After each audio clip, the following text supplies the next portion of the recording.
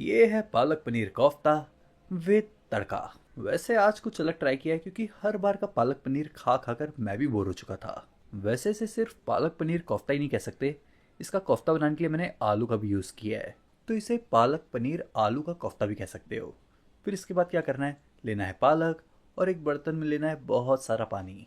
फिर पानी को उबाल लो और पानी को उबालने के बाद अब इसमें डाल दो वही एक गड्डी पालक जिसे अभी भी काट लिया था।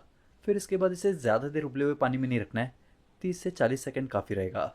और 30 से 40 सेकंड बाद अब इसे उबले हुए पानी से निकाल कर डाल दो सीधा ठंडे ठंडे पानी में, ताकि इसका कुकिंग प्रोसेस रुक जाए। फिर इसके बाद जब ये अच्छी तरह से ठंडा हो जाए तब इसे निकाल कर इसका जो एक्स्ट्रा पानी है उसे निकाल लो और फिर इसे रख दो साइड में। उसके बाद क्या करना है, लेना है मिक्सी जार और मिक्सी जार में इसे डाल दो। फिर मिक्सी जार में डालने के बाद इसे अच्छी तरह से पीस कर इसका एकदम प्यूरे बना लो। और उसके बाद ले लो एक बड़ा सा बर्तन जिसमें डाल दो लगभग 4 चम्मच तेल। और तेल डालने के बाद डाल दो इसमें आधा चम्मच भर के जीरा। फिर जीरा को अच्छे से पकाने के बाद डाल दो इसमें प्याज।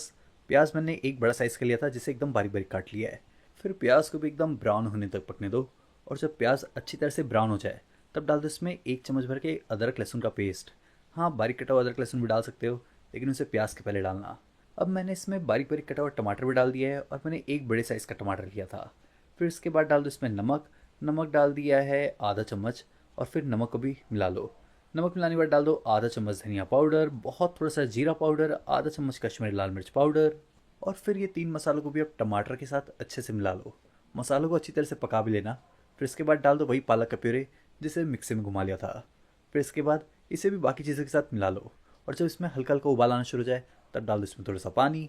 और पानी डालने के बाद इसे दोबारा मिला लो। और फिर इसमें हल्का फुल्का उबाल आने के बाद अब इसमें डाल दे रहा हूँ कसूरी मेथी। कसूरी मेथी मैंने डाल दिया है लगभग आधा चम्मच। और फिर कसूरी मेथी को भी हल्का फुल्का मिलाने के बाद अब इसमें डाल दो फ्रेश क्रीम। फ्रेश क्रीम मैंने डाल दिया है लगभग 2 से 3 चम्मच। फ्रेश क्रीम डालने के बाद गैस का फ्लेम कम कर दो और इसे थोड़ी देर पकने दो। फिर उसके बाद मैंने ले लिया है उबले हुए आलू। जैसा कि मैंने आपसे पहले ही कहा था कि इसका कोफ्ता बनाने के लिए आपको चाहिए आलू, पनीर, और दोनों ऑलमोस्ट सेम क्वांटिटी में लेना है। तो सबसे पहले मैंने पनीर को कर लिया कद्दूकस। उसके बाद मैंने ले लिया है उबले हुए आलू और मैंने एक ही उबले हुए आलू लिया है। फिर आलू को भी अच्छे से कद्दूकस करने के बाद अब इसमें डाल दो बारीक बारीक कटा हुआ हरी मिर्च, बारीक बारीक कटा हुआ धनिया, आधा चम्मच गरम मसाला, आधा चम्मच जीरा पाउडर, आधा चम्मच कश्मीरी लाल मिर्च पाउडर और टेस्ट के हिसाब से नमक। फिर थोड़ा सा ब्रेड क्रम्ब भी डाल दो और इसे अच्छी तरह से मिला लो। फिर आटे की तरह से अच्छे से गूंथने के बाद इसका बना लो बॉल्स। हाँ, जैसे कि कोफ्ते का साइज़ होता है बस उतना ही। फिर से इस तरह से बॉल्स बनाने के बाद अब इसे डालना है सीधा गरम गरम तेल में। तो गरम गरम तेल में एक एक करके डाल दिया मैंने इसे और इसे अच्छी तरह से फ्राई कर लो। बीच बीच में हल्का फुल्का चलाते रहना। और जब ये अच्छी तरह से फ्राई हो जाए तब इसे निकाल लो। और फिर कोफ्ते बनाने के बाद जो पालक का ग्रेवी बना लिया था तो अब उसमें कोफ्ते को डाल दो। फिर कोफ्ता डालने के बाद एक बार इसे दोबारा अच्छे से मिला लो। और फिर से अच्छे से मिलाने के बाद जब इसमें हल्का फुल्का उबाल आ जाए तब इसे निकाल सकते हो। पर हाँ, अभी काम ख़त्म नहीं हुआ है। लेना है एक पैन जिसमें डालना है 3 चम्मच तेल, बारीक कटा हुआ लहसुन। लहसुन मैंने ज़्यादा नहीं, 1 छोटा चम्मच डाला है।